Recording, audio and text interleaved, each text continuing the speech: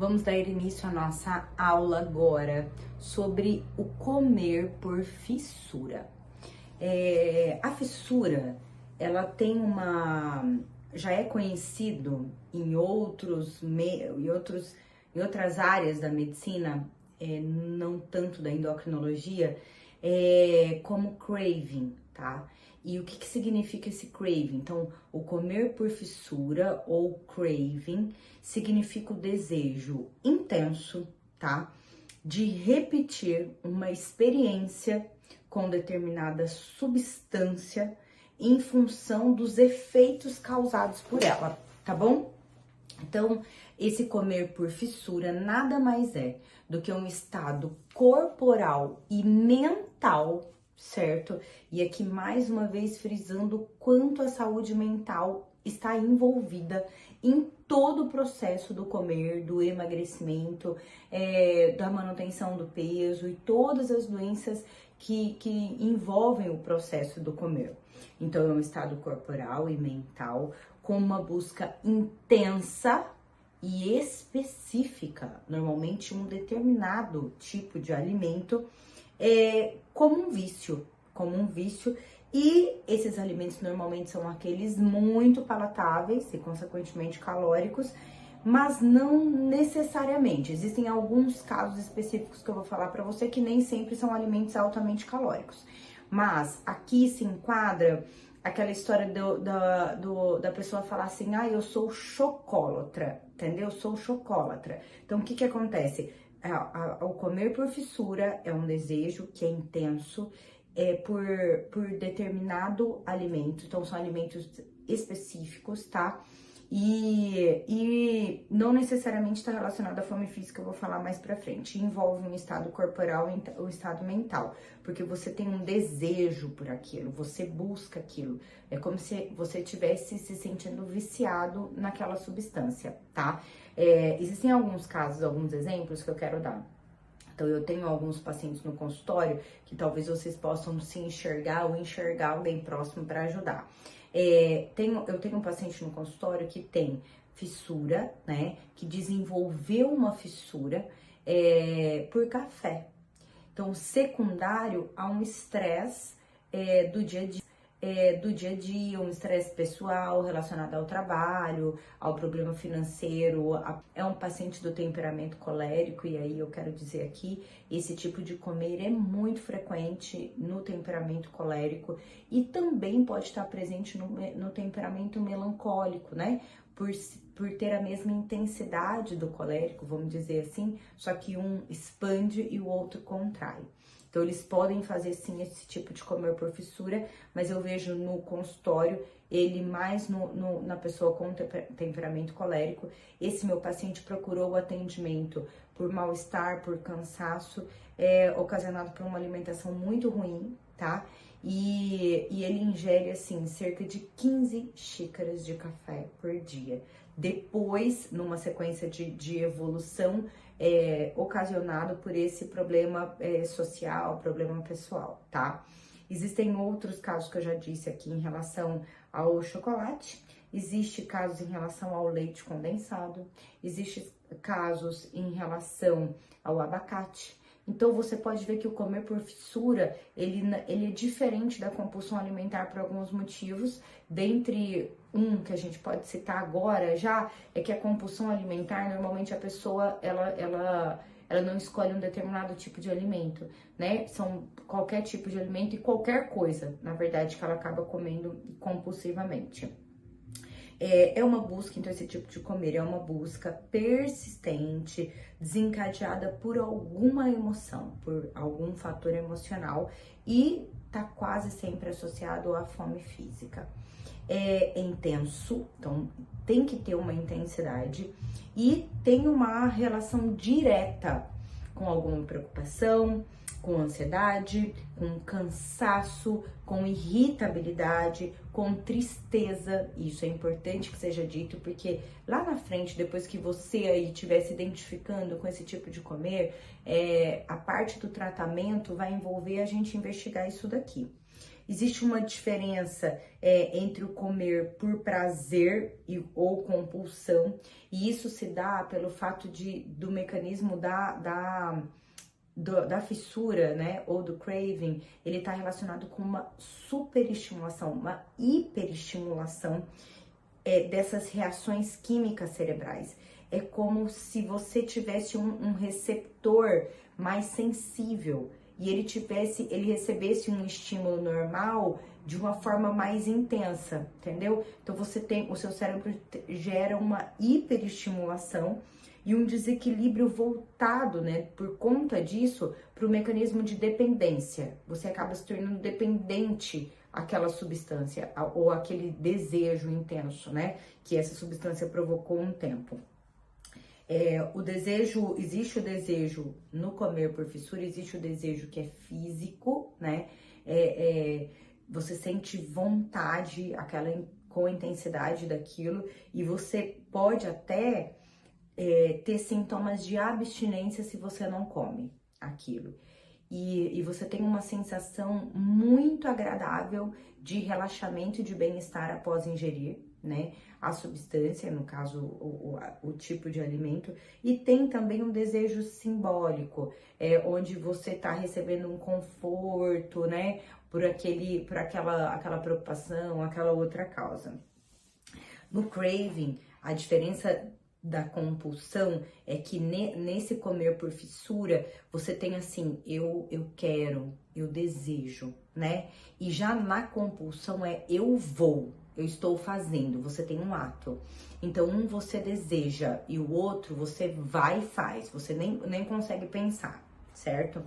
As pessoas com esse padrão, eles procuram o alimento como se fosse um vício mesmo, um lance de dependência, normalmente para aumentar a secreção de outros neurotransmissores, como a serotonina e a endorfina.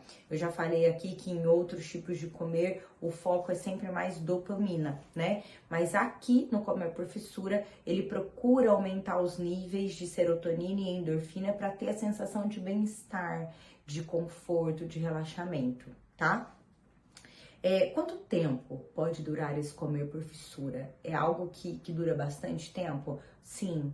Às vezes você tem isso, as pessoas que normalmente apresentam isso, elas têm isso em momentos da vida. E elas conseguem, eu tenho uma paciente que ela consegue definir quando ela começa a fazer isso, que é um período do ano onde ela tem uma carga de trabalho um pouco maior. E aí ela acaba se dedicando, e depois ela começa a fazer, já é o 3º ano consecutivo que ela começa a fazer um comer por fissura. E aí esse comer por fissura, ela gera um ganho de peso muito rápido, né? Então hoje ela já consegue identificar que esse comer sempre vem nesse nível de preocupação e ela já consegue agir preventivamente nisso. Então assim, eu já sei que eu vou fazer isso, porque o trabalho dela pede, a realidade dela ainda pede, só que ela já se trata antes, tá? Com certeza. O craving, o comer por fissura, ele pode durar alguns dias, como ele pode durar semanas e meses, né? E aí gerar um comportamento e até uma alteração metabólica um pouco mais urgente, né? Com um pouco mais de gravidade. Existem mudanças comportamentais nesse tipo de comer, que é o comer escondido, né? Se for alguma substância, o comer relacionado a uma baixa autoestima, assim como lembrança ali do comer emocional, o comer relacionado a alterações fisiológicas, e aqui eu acho interessante a gente lembrar que, às vezes, existe uma migração de alguns tipos de comer.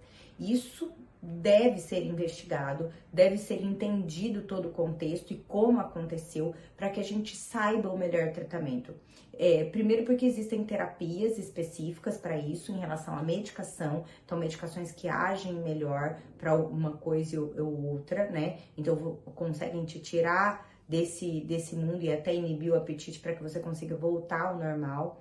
E segundo porque, identificando as causas e a sequência da evolução, você consegue também entender, absorver, para conseguir não deixar que isso aconteça novamente e futuramente. Então, por exemplo, uma pessoa que começa com um estilo de vida, com um ritmo circadiano se alterando. Então, aí, de repente, ela tem um trabalho que foi modificado e, de repente, o horário de trabalho dela mudou. E aí, ela começa a desenvolver um comer noturno, chegando a fazer uma síndrome do comer noturno. Essa síndrome do comer noturno piora as alterações fisiológicas e ela pode desenvolver uma compulsão alimentar, um comer por fissura, né? Ou ao contrário, ela começar com um tipo de comer por fissura, com craving, e aí ela evoluir para outros padrões de comer por conta das alterações metabólicas que acontecem também, alterações hormonais em cortisol e insulina, tá bom? É muito comum nesse comer também as deficiências de vitaminas, né?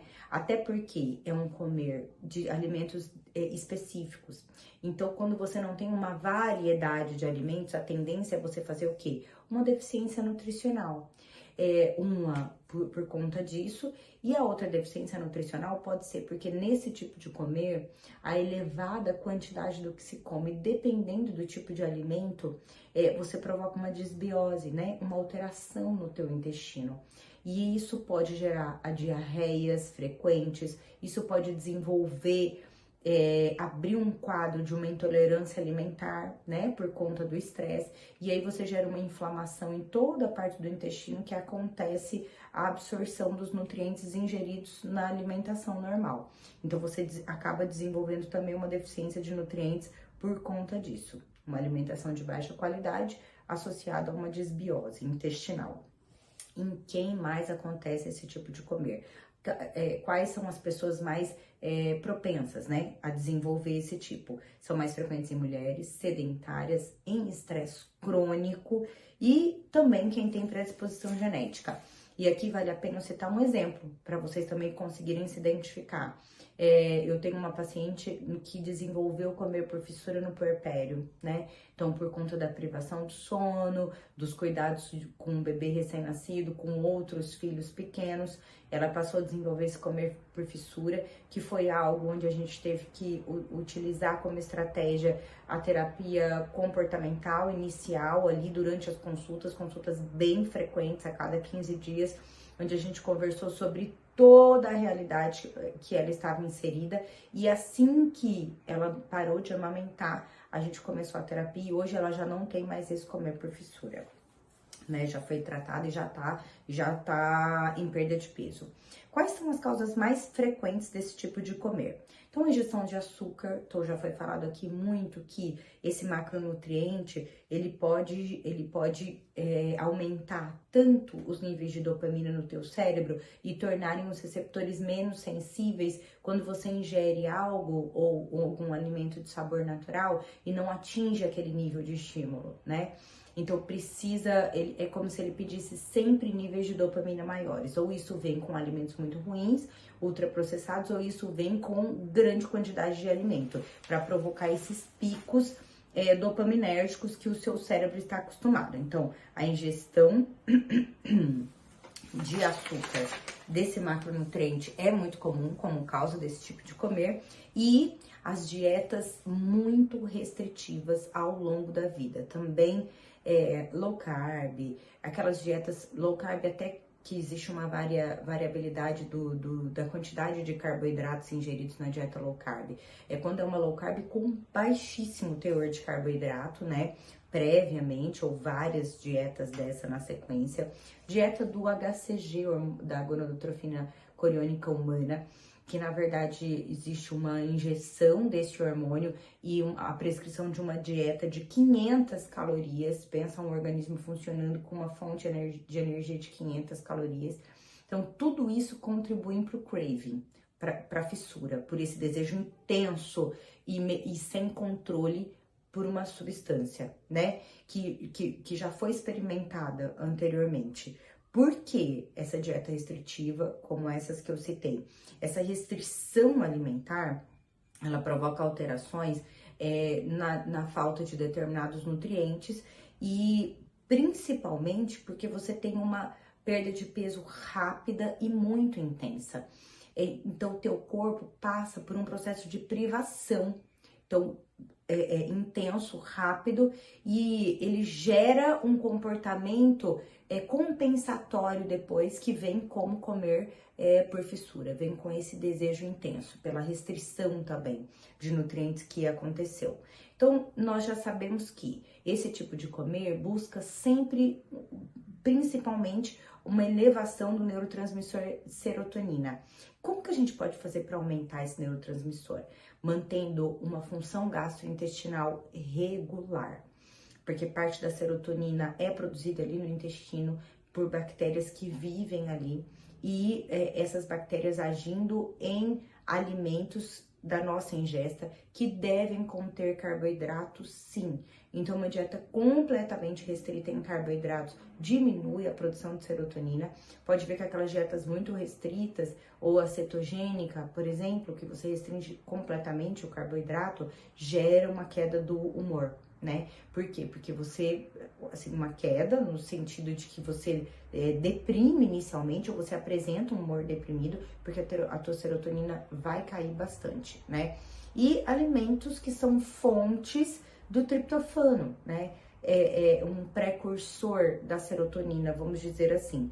Não existe uma relação direta de se eu ingerir muito triptofano, eu vou aumentar muito a minha serotonina. Nós não temos isso em evidência científica, mas é algo que ajuda sim, até porque os alimentos ricos em triptofano são alimentos bons para o nosso organismo. São onde que a gente encontra nas proteínas animais, né, como as carnes magras, os peixes, as leguminosas como o feijão, a lentilha, e também na soja. E aí, puxando um pouquinho também para o neurotransmissor do prazer, que é a dopamina, quais são os alimentos, né, e como a gente pode melhorar a produção da dopamina baseado numa alimentação. E aí aqui a gente pode escolher os alimentos que são fontes de tirosina, que é um substrato para a formação de dopamina e noradrenalina. E aí são os peixes, as carnes magras, como eu já citei, o leite, os ovos e alguns derivados do leite, iogurte, queijos e o tofu vindo da soja também, tá? Então, não é só comer coisa com soja, mas você ter pequenas porções de alimentos disso que foi citado ao longo do dia, sempre na tua semana. Porque não adianta fazer isso também um período e depois parar logo na sequência. Vamos falar um pouquinho sobre tratamento, né? Então, que eu até já citei ali, né? Falando um pouco das causas.